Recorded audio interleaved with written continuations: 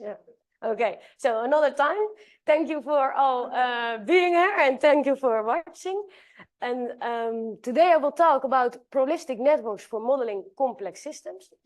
And we will talk about a couple of questions together. And the first is, well, why? Why probabilistic networks for modeling complex systems? And then we are going to see what are probabilistic networks? Can they deal with complex systems data? Is there a fruitful synergy possible with complex networks, a concept that you are more familiar with? Some conclusions and now. And maybe then you say, when we arrive to question 6, you say, stop over here, but we will see that later. So the first question, why probabilistic networks for complex systems? Well, I've used here an image, which I also used in my thesis, with the central theme of complex systems. And then at the left-hand side, you see some research fields, statistical physics, data sciences, genetics, atmospheric sciences, and they all have to do with complex systems. And at the right-hand side, we see some complex systems, namely the climate system and gene regulatory systems. And we see some methodologies, probabilistic network models, the ones that we are going to talk about today, and complex networks. And to answer this question why, we have to focus first on the data sets in complex systems. In the climate system, but also in gene regulatory systems and many more other systems, those data sets related to complex systems are typically of high dimension and low sample size. And then the statistical dependencies in those data sets normally are of various orders. So there does not only exist marginal dependencies, marginal statistical dependencies.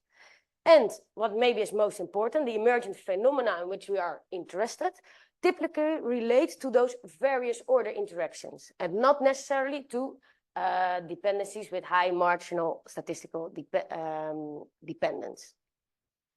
So in the Institute of Physics of Cantabria, where I did my thesis, there were 2 research lines. One was nonlinear dynamics, and the other one was data sciences. And in the research line of data sciences, we also had the content of climate sciences.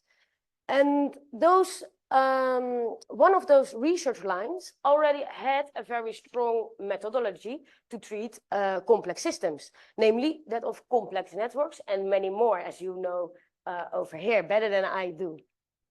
But in data sciences, there was another network-like model, probabilistic network models, that were developed in another context, but that could maybe provide some extra tools to model better and to understand better complex systems. So our goal was to explore synergies between those method lines in the context of data-driven complex systems.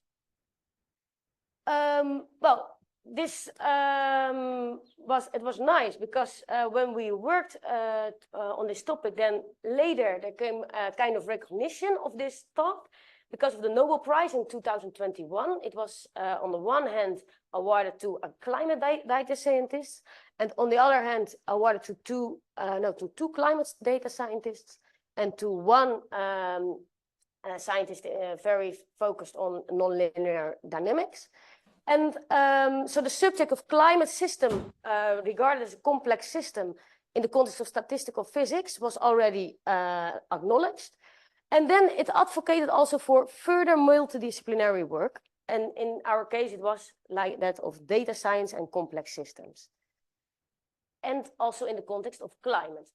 Because in this talk, to explain the concepts, I will mainly focus on climate. So the genetics, we will maybe leave that for another moment. And so first, to understand the concepts, I will describe a little bit the climate system. Well, the climate system is constructed of a wide range of variables that interact.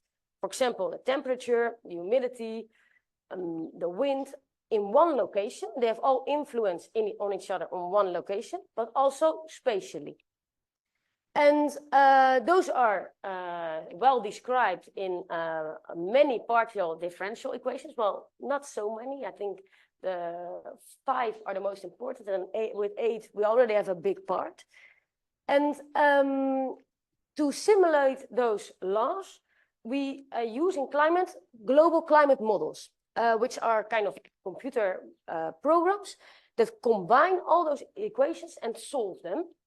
And they solve them on a 3-dimensional grid box. So at the right-hand side, we see those physical processes captured in a simple model. And then we see the global climate model divided in 3-dimensional grid boxes. And for each grid box, we end up with the temporal evolution of all those variables in time. So what is, for example, a typical data set, which we will go to work with, with this data set today also. For example, that of monthly temperature values, surface temperature values on a 10-degree grid in a period of 30 years. So we will use only one variable today, only the temperature.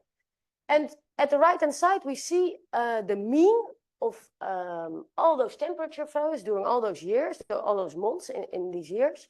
We see the mean in Kelvin, and we see in the tropics, it's quite warm, and in the poles, it's less warm, which should be like that. And then if we zoom in on one grid box, then we have a temporal time series. So for example, in the equatorial Pacific, that grid box has a time series and it fluctuates. So sometimes it is warmer than normal, and sometimes it's colder than normal. And we call that anomaly values in climate. So typically, such a data set is quite large dimension and small sample size. In this case, a 10-degree grid gives us 638 grid boxes and 30 years of monthly data. But well, we end up with 360 realizations. So this is something to have in mind. It's not so large, the dimension with respect to the sample size, but it's already bigger than the sample size. And then in this data set, complex spatial dependencies are hidden, are in the data set by complex statistical spatial dependencies. And in climate, this translates to short range and long range connections. And this is an example that we see on the right-hand side. It is a period in which El Nino exists. Who is familiar with the concept of El Nino? Yeah, well, almost all. Yeah, when the equatorial Pacific Ocean is warming and a lot of effects over all the world are occurring. So this is really a long-range effect, but it does not occur always. So it has not a phase. It has a typical phase in which it occurs. And we would like to know in such a data set if, for example, what is the dependence between the warming in the Indian Ocean, which is also signalized with a black box, and the warming in the Pacific Ocean. And this is not so easy to extract such type of questions. And for this reason, the climate system was also recognized as a complex system. So, having seen our data set, which we are going to work with, the next question is, well, what are probabilistic networks? And to answer that question, I would like to search with you the analogy with complex networks. And so we start with a network, and in our case also the data, because we are talking about data-driven complex systems. And then in the case of complex networks, a very simple one, a correlation networks, we have a learning method, which is pairwise correlation. And we place an X in a network if the pairwise correlation between two variables is higher than a threshold or beneath it. It's a very simple complex network, but it is in this way we can construct a complex network from complex systems data. And in the case of a climate data set, well, if we higher the threshold, we end up with less edges. But we see already on the left-hand side, for example, that we see that the tropics are quite connected, temperature values over there, and in the Indian Ocean also, in the poles also. And if we lower the threshold, then we see that there also exist long-range marginal dependencies. And the nice thing of complex networks is that, I've called it here a complex model, there is more hidden in such a network. And we can extract the information with complex measures. Well, I think many of you are familiar with the measures that I post over here, the degree of a node, the betweenness of a node, the local clustering. These are all local measures, but there are also global measures. And we can apply that in climate. And then, for example, it's nice to see that sometimes the sum of those measures is more than just a single measure applied, because a place where the degree is low can have high betweenness and small local clustering. And so maybe there is information flow over that in that place. Well, something that we have to be careful always with applying those measures is that for different thresholds, those outcomes can change. Now, from complex networks to probabilistic networks. First, a little bit of history. Probabilistic networks never have been intended to be applied to complex systems. They arose in the late 1950s as a computer program, just after the introduction of the use of the main use of computers. It arose as a computer program that used EA to simulate the judgment of an expert. So, for example, if we take cash out of the wall, I don't know how to say it in English, the word. The withdrawal, exactly, the withdrawal of money, then there are possible outcomes and we make some choices, and then the system already processes such outcomes. This is a normal expert system. But there are also probabilistic expert systems in which there's uncertainty in the possibility of the outcomes, in the possible outcomes. For example, in the case of a medical diagnosis, a patient that has various symptoms can have a different disease, and this is there is here some uncertainty in the system. So we would like, especially in the real world, to model those systems. But the problem at that time was, at the 1980s, that the problem domain was so big that the joint probability distribution would involve a huge amount of parameters. So to process the information and to make a decision would be intractable. So the probabilistic networks revolutionized that problem, or that the development in the 1990s, more or less. And what did it do? It used knowledge in the problem domain to, in the end, completely represent the GPD. So using less amount of parameters. And how did it do that? Well, it exploited conditional independencies in the data or in the problem domain. And the concept of conditional independency, I will come back to that again and again, because I would like to remember you that, because this is the most important characteristic of probabilistic networks. So on the left-hand side, we see the GPD of a d-dimensional variable. And on the right-hand side, we see the multiplication of various conditional probability distribution functions. And the right-hand side has less parameters than the left-hand side. And later on, we will come back to that. So in the framework, again, of networks, a probabilistic network has various appearances. It can be, as you see over here, a directed network. So we see X, Y, W, and Z, and some links between them. And those links in this network mean something more than just dependency. They encode conditional dependency and conditional independency. So for example, in the network over here, we see possible paths.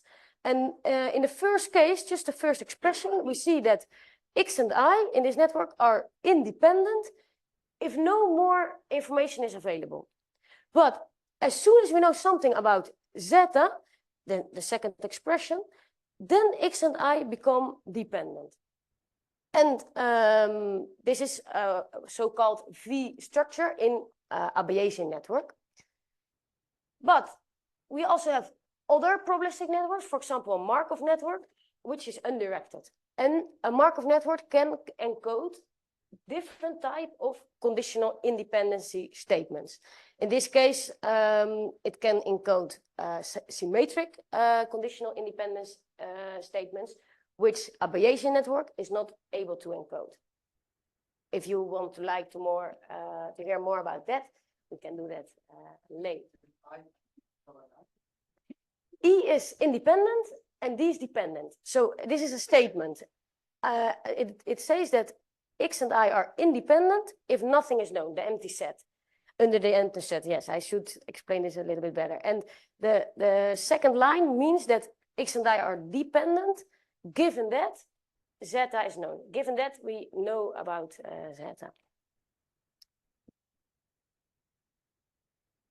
And then what makes a probabilistic network different from a normal complex network, normally to my knowledge, is that the graph encodes a joint probability density function. And it is a one-to-one encoding. So from the graph structure, we can read the structure of the GPD and also the other way around. This is not totally true. The other way around, we can read let's say, the essential structure of the graph. And this graph is therefore, this probability distribution is therefore a factorization of the joint probability distribution. And in the case of the simple case of a Bayesian network on the left-hand side, the factorization would be the conditional probability distribution function of W given Z, because this Z is the father of we, or the mother, one of the parents, and then multiplied by the conditional probability distributions of the other variables given their parents. We call that parents in Bayesian networks. So if we would have a binary value problem, all the variables can take two values, and we would have eight variables, then the difference in the amount of parameters with this encoding already would be from 265, from 256 to 32. And we can imagine that as soon as the dimension gets bigger, this difference also gets bigger. Now, here we have a special type. So in the case that we will want to model continuous data, and we want to, we assume that the probabilistic density function is Gaussian, then such factorizations end up in this way on the bottom. I will not go in detail over there. But we will maybe see a little bit the factorization of the Markov networks, which is a little bit different in the case of Bayesian networks. The Bayesian networks work with father and child because it is directed. And the Markov networks are encoded with cliques in the graph. And a clique is a fully connected subgraph. So for example, X, Y, and Z is a clique, but also X and I, just X and I is also a clique. And then an important thing, because where the correlation network was a very simple complex network and didn't need a very integrated learning method, normally probabilistic networks do, because we have to find all those conditional independencies. And for this, there exist algorithms, and normally they have two components, one that learns the structure and one that learns the parameter from the probabilistic model. Now, there are many types. I will not dive in too much on those, but there are algorithms that first search the independencies and then try to put it all together. And there are algorithms that are more optimized. So they start with nothing and they go adding and trying. And there are also combinations of the two. Now, the question is, those probabilistic networks, can they deal with complex systems data? This was mostly investigated in well, quite big part of my thesis, and it is written down in two articles. The first of them talks about Bayesian networks. It asks the questions in the title, who learns better Bayesian network structures? It applies many structure algorithms on different types of data sets. Discrete, continuous, synthetic, real, with a high dimension, a low dimension, high sample size, low sample size, and important, with a complex dependency structure or a non-complex dependency structure. For example, there are algorithms that were already especially designed for data sets in which a hub structure was visible, or a power law inclusive. These algorithms were very confident. So we of themselves. So we tried many of them. We applied them, and we also had to change them a lot when we applied them on complex data sets. And we evaluated them on their accuracy and on the speed. And in the case of complex networks, complex systems, often the true network is not known. So then we had to rely on expert knowledge. A conclusion is that there is different behavior if an algorithm is applied on complex systems data or non-complex. And for now, we will go to use score-based algorithms, and because they were the only viable choice, because they were the only one that managed to introduce statistical dependencies that had to do with emergent phenomena. So we ended up with a network of a climate data set and a factorization of its probability distribution function. And a nice thing, which is also something that I would like that you remember, is that the fact that we have a probability distribution function allows us to do many nice things. And one of them is it allows us to answer probabilistic queries. What is a probabilistic query? Well, it asks questions like, if I give evidence in this part of the network, what impact does it have on other parts of the network? What is the chance that I will take a value between two limits? And I think this type of question is something that you maybe recognize in spreading information in a network, in epidemics, and in many more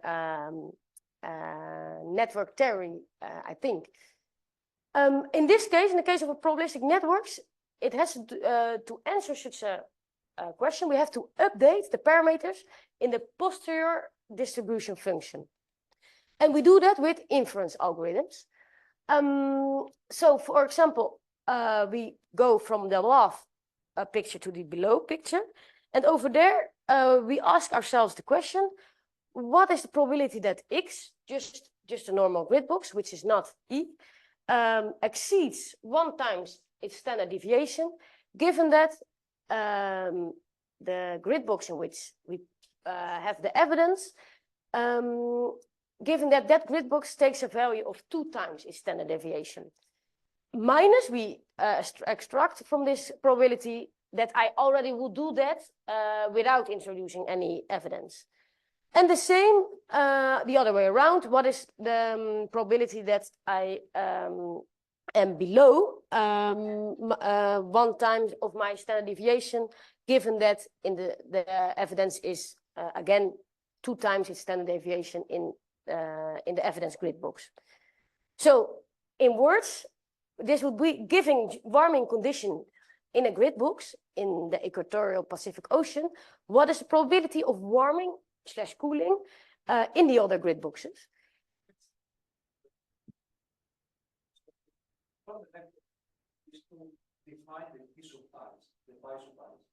The pies? The conditions. Yes. The pies are a set of variables. Yes. So variable 1 is conditioned to variable 2, 7, and 9. Yes, exactly. Yeah, but in how do you construct this pies? How do you choose them? Yeah, but this is the problem of network learning, and this is how we do it. So, for example, there are different types of possibilities. The first thing is that you, for example, which is a very sound way to do it, is that you take 2 variables, and then for all possible sets, you are going to check if those variables are independent or dependent given that set. And you are going to make the set larger and larger. The ideal way is that you do it for all grid boxes. So we start with just 1 variable, and if we see X and Y are dependent given Z, then we don't construct a link immediately. And this is nice because then we are quick. But if these become dependent given a set of 10, then we already have checked 1, 2, 3, 4, 5, 6, 7, 8, 9 variables. But this is the ideal way. And in this way, you secure yourself that construct it in the right way. But as you feel, this is a lot of time. And normally, some approximate algorithms are used, which make steps in between. For example, first they make the skeleton. They encounter the set that could be of importance, and then they do the test, for example. So this is one way to do it. And another way, which is way more easy, is to start with an empty network, and then you place a link, and then you see, okay, do I explain my data better or worse? And then you place another link, and you place it you also give it a direction, and you ask yourself the question again. But then you have constructed a lot of edges, and then you're going to reverse edges, and you say, okay, but if I reverse now my edge, does it explain better or not? So this is another way. It is like building up from nothing, and you can stop it whenever you are satisfied. And the stopping criterion is normally the amount of parameters you use in comparison with your sample size, for example, and you have more stopping criteria. Yeah. Typically, in the case of things, right? Yes. Many variables appear in one. 2, 3. 3. Yeah, I would say the mean is 3. Yeah, and some there are hubs we will see later, but the mean will be 3. Yeah.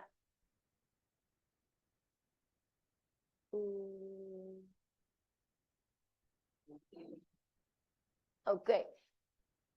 So the answer of this type of questions, the probabilistic acquiring questions, is something very interesting, and it will, in my investigation today, I'm still doing this and trying to make this better, or trying to apply it in a different way.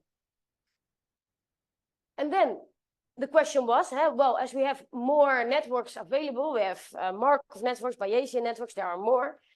Which one is the best? So this was another part of my thesis in which we explored different types of probabilistic networks and their application of on complex systems data. And I will skip it, but the conclusion is that I remained by Bayesian networks, that these apply most natural to complex systems data. And then the question also interesting for here, is there a fruitful synergy possible with complex networks? And this was also investigated already in my thesis, not fully, and there is a lot more to investigate. But the first goal that we set ourselves was, okay, let's go and combine the two in order to better understand complex systems. So we have at the right-hand side the framework of probabilistic networks, the left-hand side the framework of complex networks, and the thesis was about this, connecting them, extending the complex networks, or at least one of them, with a probabilistic model, and try to adopt and apply complex measures, or in this sense of thinking, for probabilistic networks models. So the first also was a little bit motivated in climate, because there was a lot of literature in which complex networks were applied, but they suffered from the choice of a uniform threshold, or a threshold that was constructed in a way not uniform, but let's say artificial, that you had to choose it after you have seen some results. And why was that a problem? Because, for example, a correlation network with a high threshold, of which we were confident that the links were true, didn't capture the emergent phenomena like teleconnections. So there are a lot of articles that try to tune and improve the threshold problem, but it was a difficult problem. And we saw also a redundancy in the topology. So inclusive, if it's not only the significance that matters, but also if I would later try to apply a complex measure, then the visualization would be like disturbed because of the redundancy. So sometimes the measures didn't function in a right way. So to see where this problem comes from, we try to view them as a probabilistic network. This was possible because the complex networks were learned by imposing a threshold over the empirical correlation matrix. And so if we take that constrained empirical correlation matrix as an estimator for the correlation matrix in the normal representation of a Gaussian probability distribution function, then we would have a probability distribution function and a one-to-one connection between the graph and the probability distribution function. This is visualized over here. I just typed a very little little letters in the left-hand side, because mathematically this is not trivial, and normally this is not well defined, this way of doing. So what we did was taking another matrix that was closest to that empirical matrix under a certain distance measure. And with this encoding, we had then the probabilistic correlation network, but we have to have in mind that from this network we don't have extracted a factorization, because X and I, we know if you see this network, are dependent if you don't know anything, because there's a link, and also because there are paths. But we don't know if they are independent as soon as information is available of W and zeta. And this is also something which will be very important, because this is why the redundancy arises. So if we construct such probabilistic correlation networks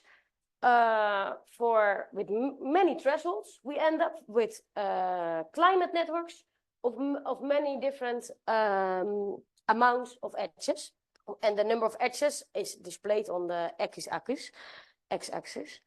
And then we can evaluate these networks, and we can evaluate them on how good do they explain our data set from which it was originally learned from. And this is done with the log likelihood. And well, we see the correlation networks, as soon as I am going to add edges, they explain more and more information. And then the little square in the middle is just an extension until 200,000 edges. We see that there is a little plateau until 8,000, but then in the middle square we see that it goes explaining more and more information as soon as I add more edges.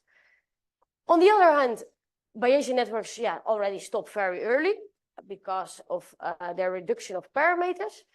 And we also see that in the end, the two explain the same amount of information.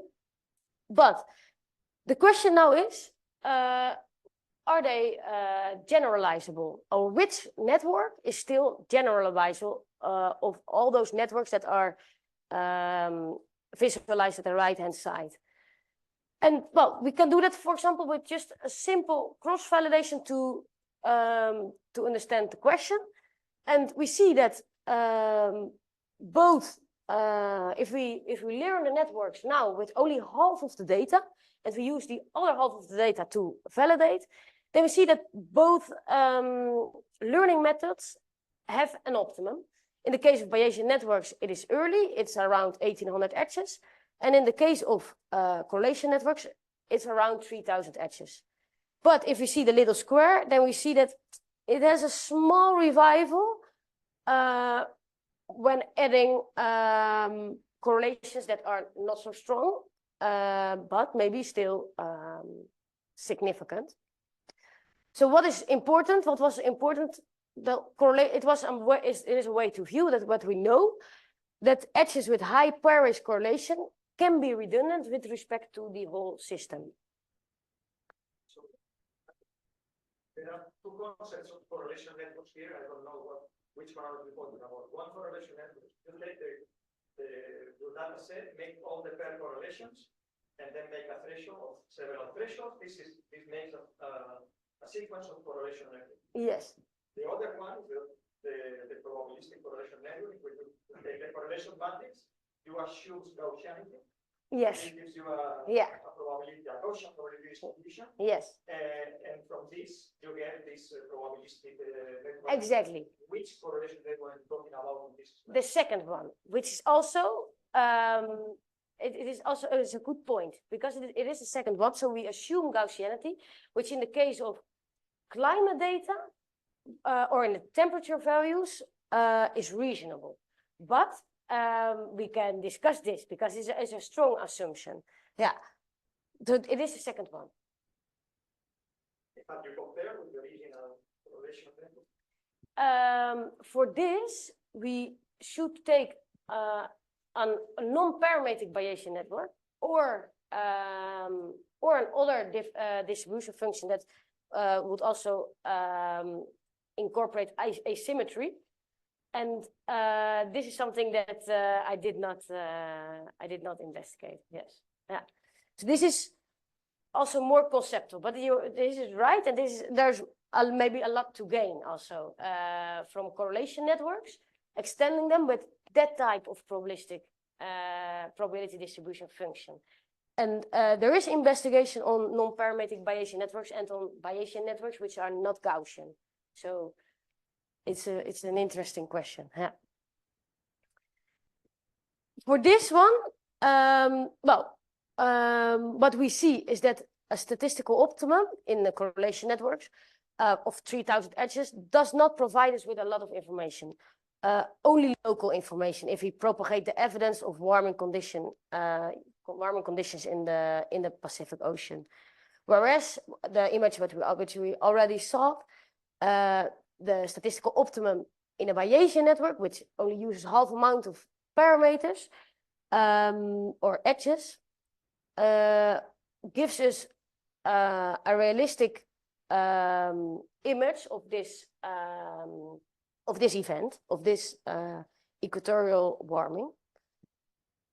And then the other way around, can probabilistic networks benefit from all the machinery that is already developed for complex networks? Well, we tried a lot to answer this question, and the first thing that you see if you're going to compare Bayesian networks and its structure with, for example, Erdos-Renyi graphs or regular graphs or more type of graphs, we see that it is at least non-random and at least non-deterministic. So totally random, not totally deterministic.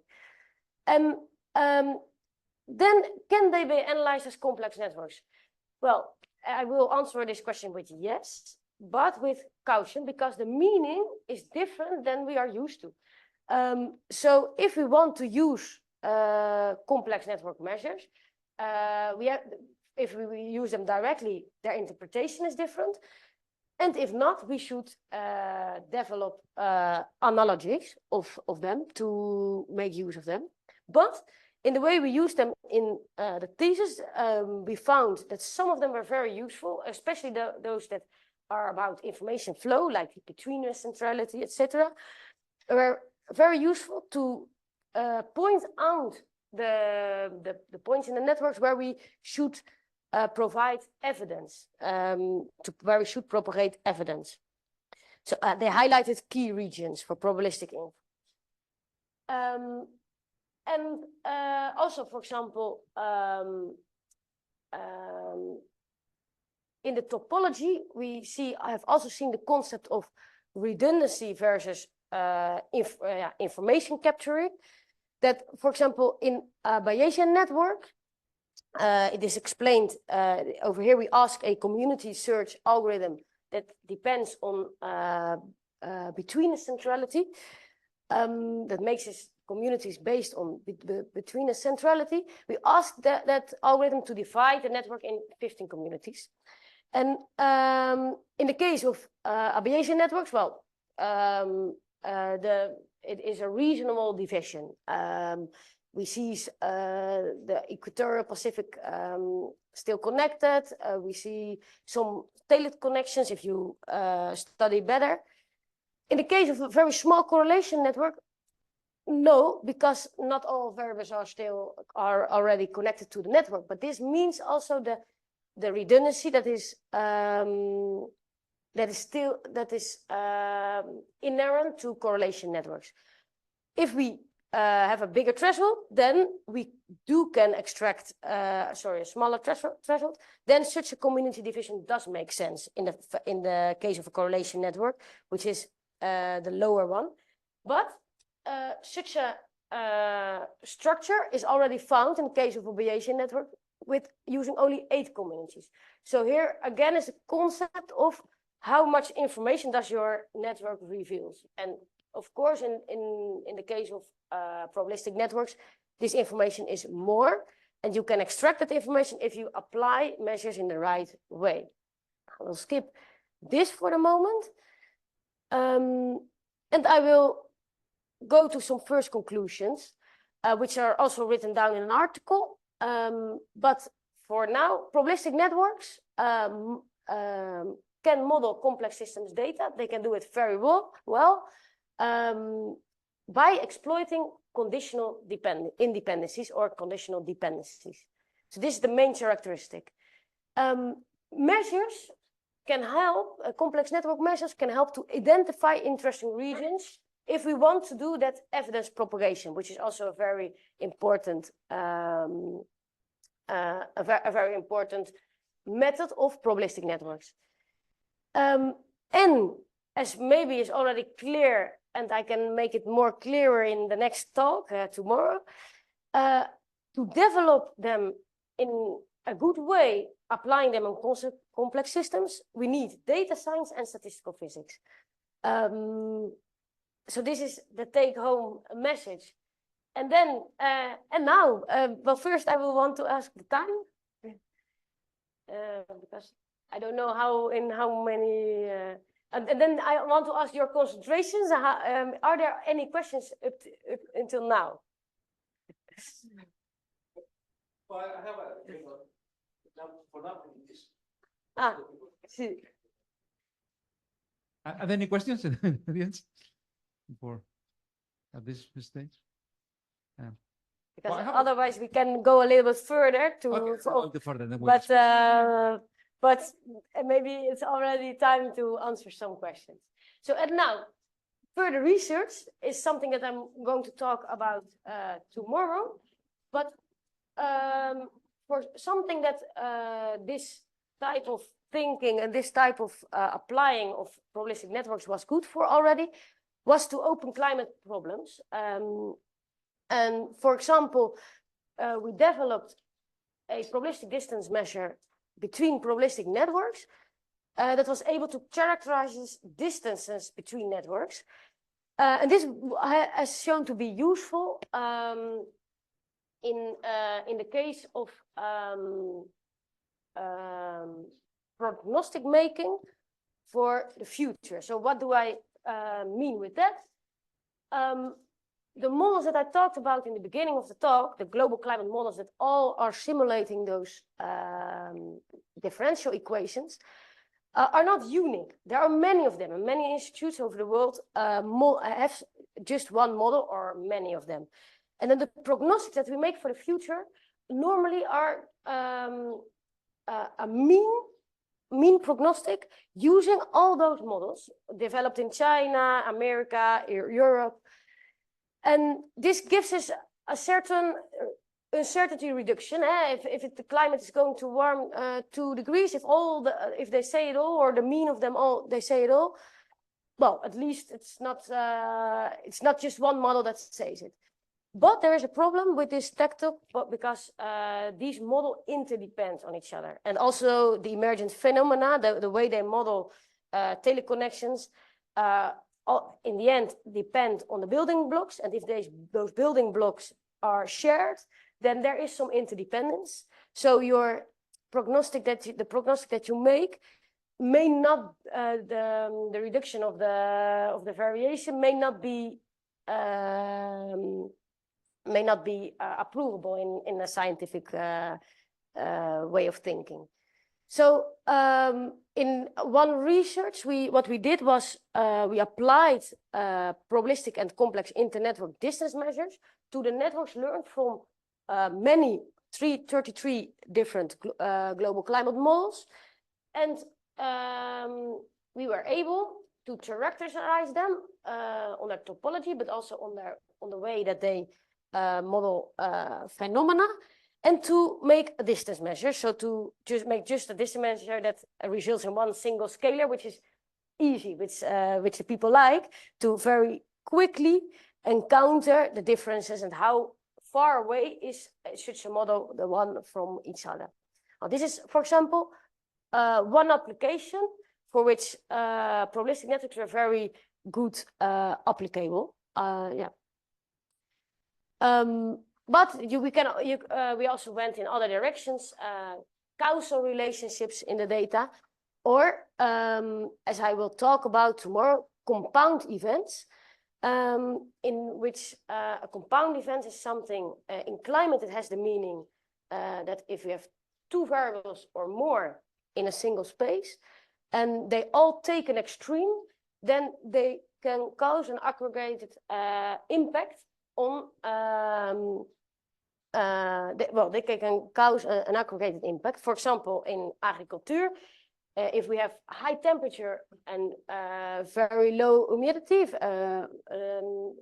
not so many rainfall, then yeah, of course, for agriculture this is a big problem.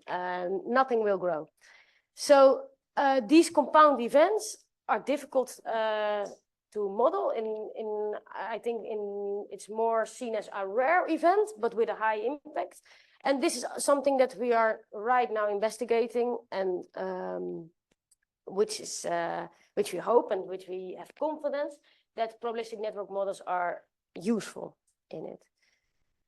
So this a little bit about current research and challenges. The biggest challenges in my work always have been the inference algorithms. So how to propagate that information, and how to calculate those posterior distribution functions, and the development of the analogy of what we call centrality measures.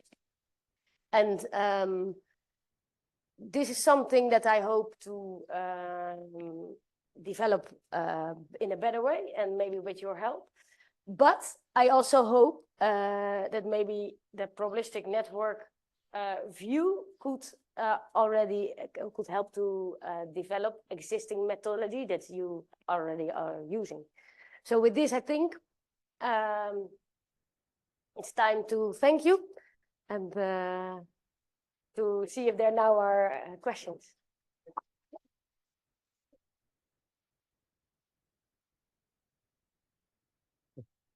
Any questions? Yeah, start. You mentioned that you have a low dimensional and sparse data. Okay, you have high dimensional Yes. whatever. Yes. Now, what I noticed that in the weather data, you have a very little data. Yes. Very little. Why? I mean, I'm sure you can get much more. I wonder. The question is whether going to a further detail the data give you any added value to the analysis, or will it complicate the analysis instead of is it really? No, it would be easier as well for correlation networks, for example, as for probabilistic networks. It would be easier. Yeah, it would be easier, but we limited ourselves also a little bit proposital for to be in this range, because generally, for example, in genetics, it's not the case that it's easy to have access to more data. And if we make prognostics in the future, and normally the dimension expands, and so also in climate data, normally we have a problem of lack of data. So we could have used more, yes, but it's also a little bit to see how they act in this range. Yeah. Okay. I have another curiosity. You talk about in El Niño, right? Yes. I guess if there are correlations between data, it will be Yes. delayed in time. Yes. So this not there has been anything this considered in the. Yes, Yeah. it has been, and this is a student of mine did her work about causal relationships, because, and this is because if we introduce time, we can also talk about causes. We were talking about conditional independence and dependencies, but the way the arc points, the edge points, didn't mean causal relationships. But this can be introduced, and for this we use dynamic Bayesian networks. And in this work, exactly, we in case of El Niño, we try to find out which was the delay, the most significant delay for its impact. And if it was 1 month, or with 1 month, you can already extract impact, but the most significant was 5 months, for example. Okay. So, yes.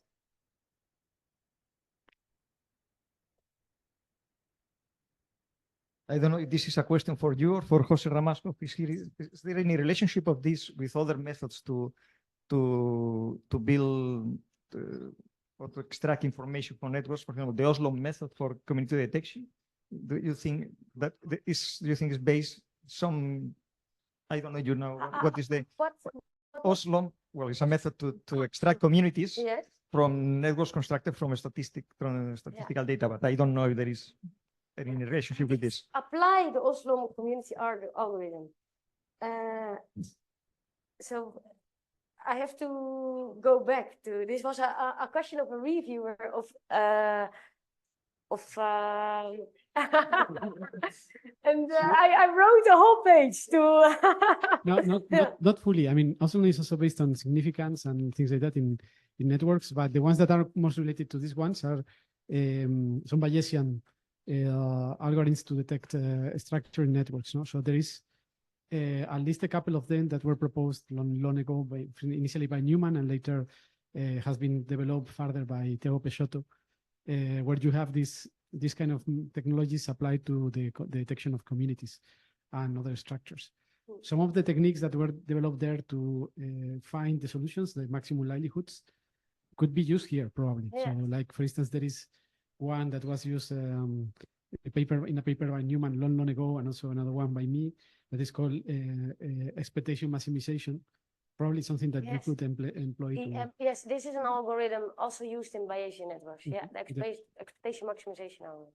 So those are the ones that Yeah. probably you can export from ones to the other. No? Yeah. The other ones, well, I mean, there can be some relation, but it's not. They are not searching for correlations. They are searching for something that agglomerate the connections. Let's say, no, that could be that there is some relation also to these ones.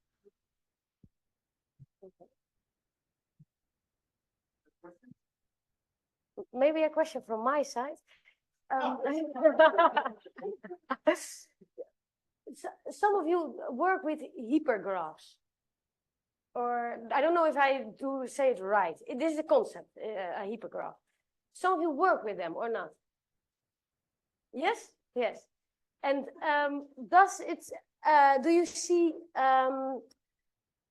some things do sound familiar if we talk about the way that I want to introduce the interaction of many variables is by conditional dependence and conditional independence. Hypergraph is maybe more Markov network sense that it works in cliques, and then you have to describe the clique. But I don't know if something as resonance from this talk, or that you say no, this was really far away from each other. Yeah. Okay.